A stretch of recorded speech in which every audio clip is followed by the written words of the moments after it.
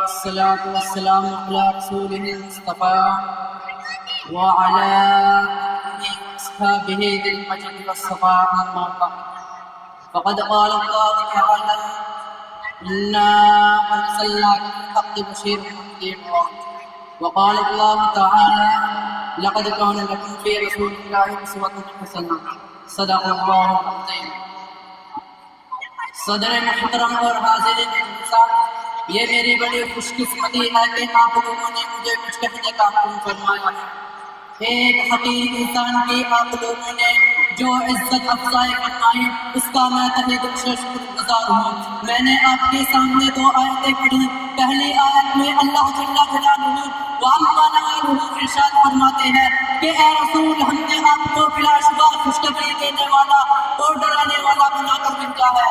دوسری آیت میں اللہ تعالیٰ انسانوں کو مخاطب کرتے ہوئے فرماتے ہیں کہ تمہارے لیے اللہ کے پیغمبر میں بہترین رہنمائی ہے. وہ دور یاد کیجئے جب سارا عالم شرک و کفر میں مبتلا تھا، خدا کی عبادت گاہ بتوں کا اڈا بنی ہوئی تھی. خدائے واحد کے بندے سدا معبودوں کے پیروں پر سر جھکا رہے تھے. دین حق کے طلبگاروں کو کوئی ایسا آدمی نہ ملتا تھا جو انہیں صراط مستقیم پر گامزن کرے. متوجہ ہوئی. اب دین و شریعت کا موسم خزاں رخصت ہو رہا تھا. موسم بہار آیا اور انسان موت کے ساتھ آیا کہ جب انسان عالم کو گزار ہو گئے. شریعت حق کی خوشبو چار دانے عالم میں پھیلنے لگی. یا پیغمبر آخر الزماں ہادی برحق فخر رسول سرکار دو عالم جناب محمد رسول اللہ صلی اللہ علیہ وسلم ایک کامل اور مکمل شریعت لے کر اس دنیا میں تشریف لائے. اب دنیا والوں کے پاس ایک ایسی عظیم شخصیت آ گئی تھی جو حق و صداقت کے علمبرداروں کو فوج آخرت کی بشارت دے رہی تھی اور ظلم و ستم شرک و کفر کے علمبرداروں کو جہنم سے ڈرا رہی تھی.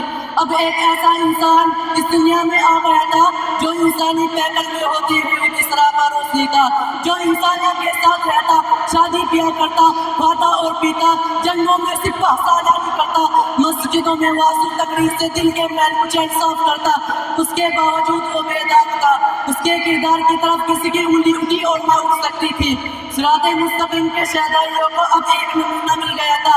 چنانچہ انہوں نے اس نمونے کو سامنے رکھ کر اپنی زندگی کا ڈھانچہ بنا لیا.